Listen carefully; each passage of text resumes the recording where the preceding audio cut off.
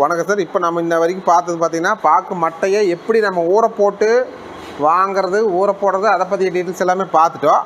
அடுத்து வந்து நம்ம எப்படி பிளேட் அடிக்க போகிறோம் அப்படிங்கிறத பற்றி பார்க்குறோம். நாங்கள் ஏற்கனவே எல்லாமே 1/2 hour ஹீட்டில் போடுறதுக்கு முதல்ல தண்ணியில் நம்ம மட்டையை அப்படியே ஊற போட்டோம். அந்த ஊற போட்ட மட்டையை கொண்டு வந்து திருப்பி இப்போ வந்து டை வந்து 1/2 hour போட்டாச்சு. எல்லாமே ஹீட் கம்ப்ளீட் ஆகிடுது. 100 இருக்கிறனால ஹீட் ஒன்று வந்து அதிகமாக இருக்குங்கிறதுக்காக நம்ம வந்து எல்லாமே வந்து ஒரு 70 டிகிரிங்கிற ரேஞ்சில் எல்லாம் குறைச்சிட்றோம். 70 டிகிரி ஆகிற போது அதான் ஆஃப் ஆகி ட்ரிப் ஆகி, ஏன்னா ரொம்ப அதிகமாக இருந்துன்னா பிளேட் நம்மளுக்கு கருப்பு வரும். அதுக்காக இப்போ ஹீட்டர் எல்லாமே குறைக்கிறோம்.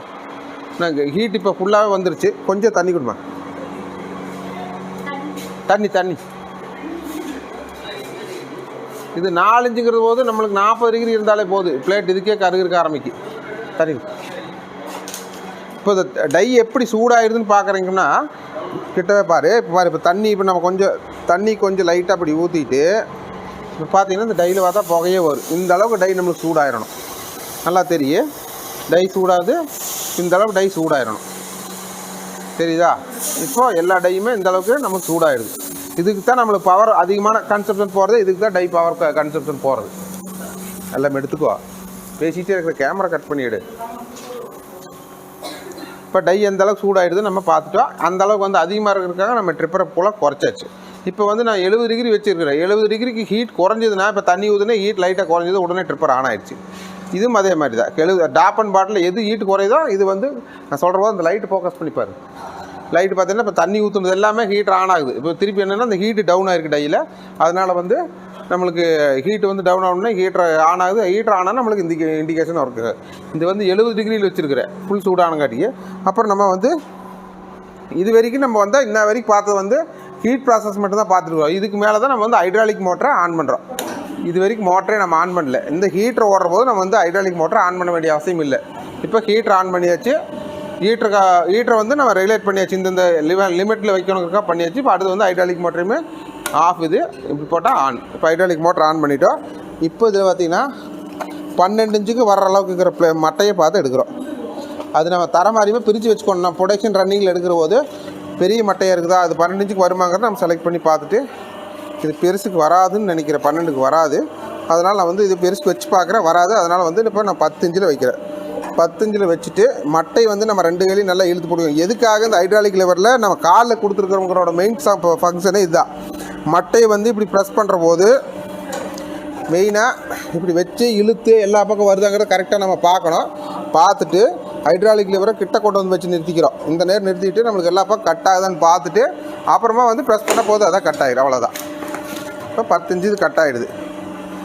இதே வந்து ஆட்டோமேட்டிக் மெஷின்னம்னா நம்மளுக்கு பட்டன் ஆன் பண்ணால் அது மேலே போய் தான் நிற்கும். மட்டை சரியாக இருக்குமாங்கிறத முடிவு பண்ண முடியாது. அதனால தான் வந்து ஆட்டோமேட்டிக் இது வந்து ஃபெயிலியர் மாடல். இது வந்து திருப்பியானது அடுத்த மட்டை வந்து இது வந்து 8 இன்ச்சுக்கு வரும். இப்போ ப்ரெஸ் பண்ணுறோம், ஹைட்ராலிக் ப்ரெஸ் பண்ணுறோம், மேலே வருது. கிட்ட வந்து வச்சாச்சுன்னா 8 இன்ச்சுக்கு எல்லா பக்கம் கரெக்டாக இருக்குது, வேஸ்டேஜ் வராது. ரைட், கட் பண்ணிடுறோம், முடிஞ்சுது.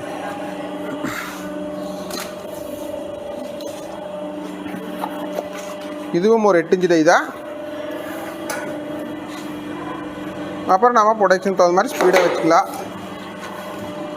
இப்போ இது 6 இன்ச்சு மட்டை. நம்மளுக்கு 6 இன்ச்சுனா சைஸ் திருப்பி வச்சிடறோம்.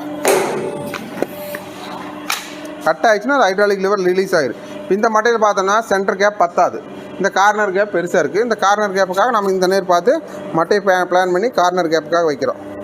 இது 4 இன்ச்சு சுருக்கம் இருந்து லைட்டை நகர்த்தி வச்சுக்கிறோம், பின்னாடி நகர்த்திக்கிறோம். அவ்வளோதான், 4 இன்ச்சு கட் ஆகிடும். இப்போ நம்ம ஒன்றா 12க்கு மட்டும் மட்டை வைக்கல. கிட்டவா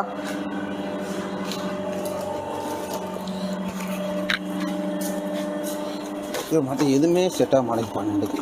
நம்ம அவ்வளோ தெளிவாக எடுத்து செக் பண்ணி போட்டது மட்டையிலேயே பார்த்தீங்கன்னா நம்மளுக்கு 12க்கான மட்டை கிடைக்க மாட்டேங்குது.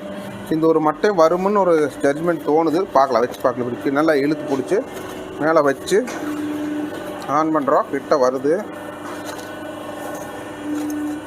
கிட்ட ஹைட்ராலிக் கை பட்டா சூடு நல்லாவே இருக்குது. அதனால் கையை வந்து இந்த நேருக்கு வந்து கேர்ஃபுல்லாக நம்ம பார்த்துக்கணும்.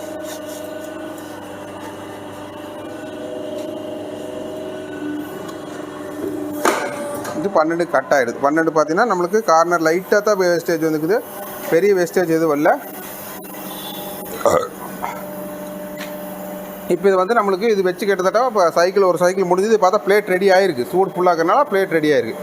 இப்போ பார்த்தோன்னா 15 பிளேட் இது ரெடி. உடனே அந்த நேருக்கு ஒரு மட்டை எடுக்கிறோம். அடுத்த செகண்ட் அதை அப்படியே ப்ரெஸ் பண்ணி விட்றோம்.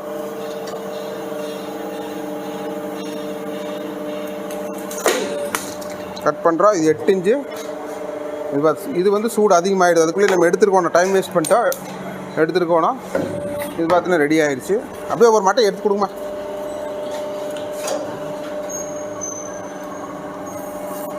எட்டு இன்ச்சு கொண்டா.